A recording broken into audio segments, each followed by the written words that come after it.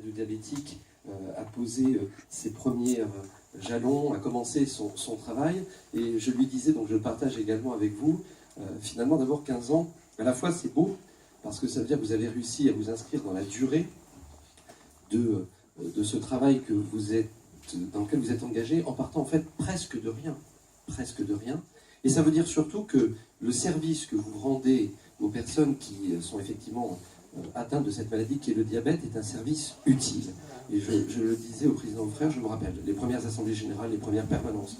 Je me rappelle le moment où effectivement vous avez eu cette idée du camion pour dire il ne faut pas qu'on soit que dans des salles, il ne faut pas qu'on soit que dans des endroits où il y a des permanences, il faut qu'on soit au milieu de ce qu'est la vie quotidienne des gens, sur les marchés, au cœur des villages, sur les places des communes, et de cette mission qui a été la vôtre, minutieusement, j'allais dire, préparée, minutieusement développée, pour pouvoir sensibiliser autant que faire se peut les gens au diabète. J'ai des cas, je fais plus un témoignage plutôt qu'un discours.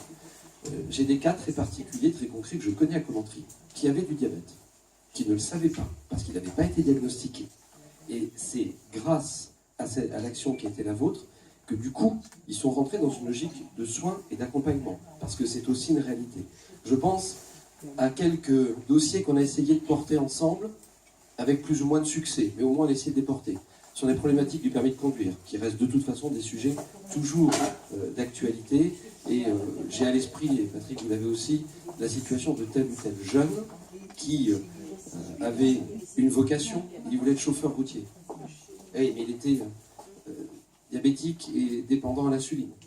Et donc on se retrouvait dans une situation complètement inextricable parce que sa maladie finalement ne lui permettait pas de répondre à ce qu'était la volonté de sa vocation professionnelle. Je pourrais évoquer d'autres souvenirs comme ça, on en a tellement finalement, mais au-delà de ce témoignage, je vous souhaite simplement de continuer, d'œuvrer comme vous le faites, c'est-à-dire avec dévouement, efficacement, parce que votre cause est juste. Alors, votre cause est juste, je dirais sans doute la même chose lors de l'Assemblée Générale de la FNAT dans quelques jours. Je dirais sans doute la même chose lors d'une autre Assemblée Générale d'une association qui va apporter un soutien solidaire, d'accompagnement juridique, technique, parfois humain simplement.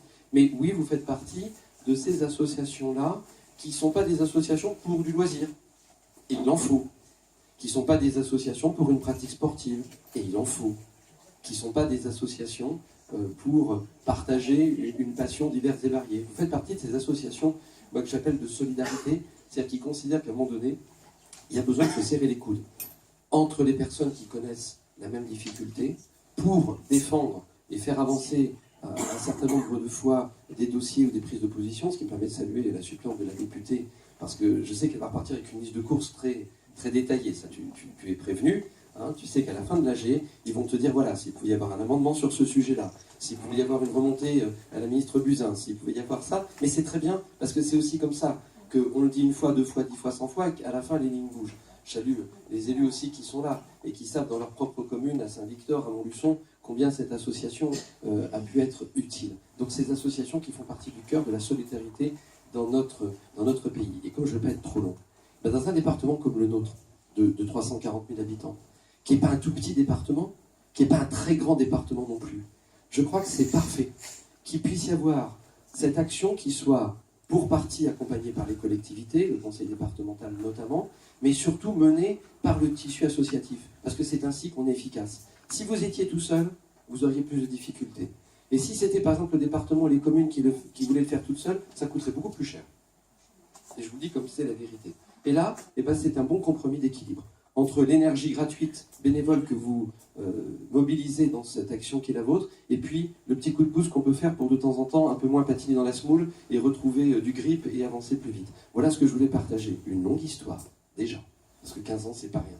Une histoire utile et efficace qui incarne la solidarité dans notre département, et finalement un modèle pour défendre, accompagner, soutenir, qui est un modèle de mon point de vue d'équilibre parfait, puisque ce que vous faites avec l'appui des collectivités, c'est sans doute la façon la meilleure et la plus efficace de le faire. Alors bon courage, bonne assemblée générale, et puis comme on est encore sur les tout derniers jours du mois de janvier, et que la tradition permet qu'on puisse jusqu'au 31 janvier souhaiter des vœux, eh bien je vous souhaite la meilleure année possible.